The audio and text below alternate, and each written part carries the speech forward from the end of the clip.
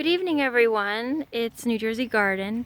It is June 28th, and I wanted to show you my front yard garden and show you what's in bloom.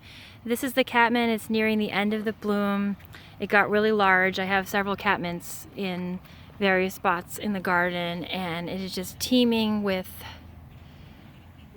bumblebees. They really love this plant, as well as the lavender. Here we have some Maltese cross. It's a really pretty perennial. It gets tall, and as you can see, it flops a little bit, but I still really like it.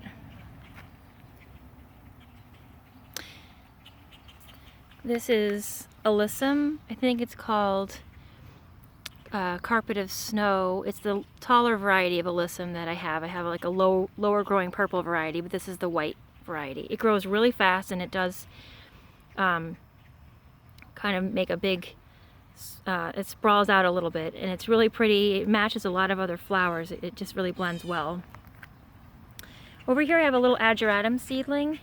I planted a whole bunch of ageratum in the yard this year. I had planted it last year, and I'll show you more in a minute, but it is deer resistant.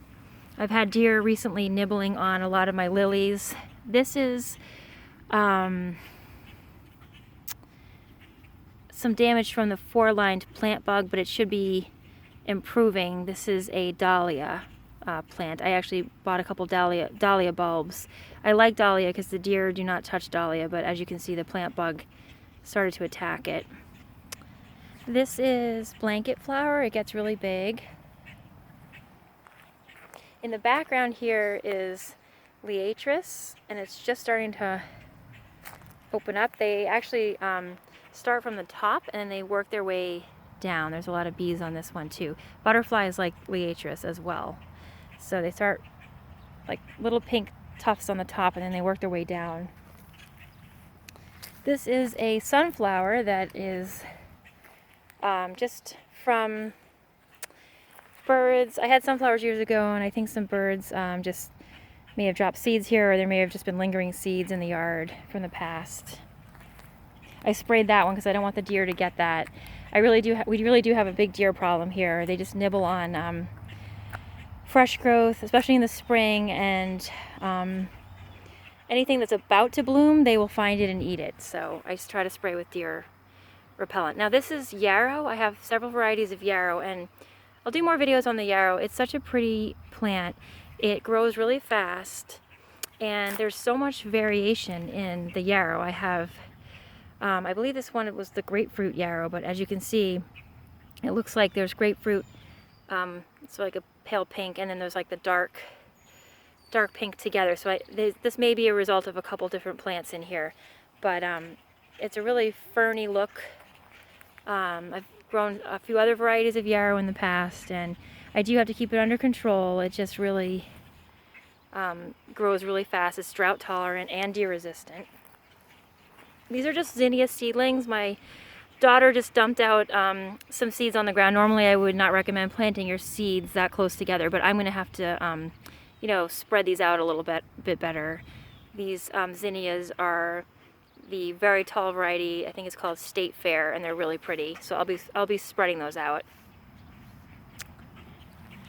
There's more taller variety of blanket flower, along with some Celadora daylilies. This was in bloom earlier. This is soapwort. Here is a lavender bush that is almost in full bloom, and as you can see, the bees really enjoy this. They will sleep on it as well. I just find them like hanging upside down, sleeping on it in the evening. This lavender plant, well, all lavender really prefers full sun and good drainage. So initially I think I sprinkled some gravel under the base of this plant, and this area gets pretty good drainage. But if you have lavender, you want to make sure it doesn't stay in like a wet area, and you'll do fine with your lavender. It's funny because I have a lot of plants that are spread out through the garden, and this was blooming like a whole month ago in another part of the yard. This is mouse ear coreopsis, and now last week it bloomed. The last couple weeks it bloomed here, so it's interesting to see the different zones or different sunlight amounts, you know, vary within the yard. So things are blooming at different times, even if they're the same plant species. There's more yarrow here, and I'll do another video when it's in complete full bloom. I will cut it back once it's bloomed, and then I get usually another smaller bloom. There's some more yarrow over here. Just really pretty jewel tones, and I just really enjoy the color combinations of the yarrow. And that's it for now. I'll do additional, these are my peonies that have bloomed before. I'm going to trim off all the, I'll show you, this is what it looks like. Once the flowers have finished blooming, they make these little seed pods, and I usually just trim those off. And then the rest of the summer, the plant will look really healthy and just stay looking green. Sometimes you can have powdery mildew on your peonies, but in general, as long as they aren't in like a really wet area and they have enough sun and circulation, they'll be fine. So I hope you enjoyed this video. I will do more videos of the garden, and I thank you so much for subscribing. Have a great night.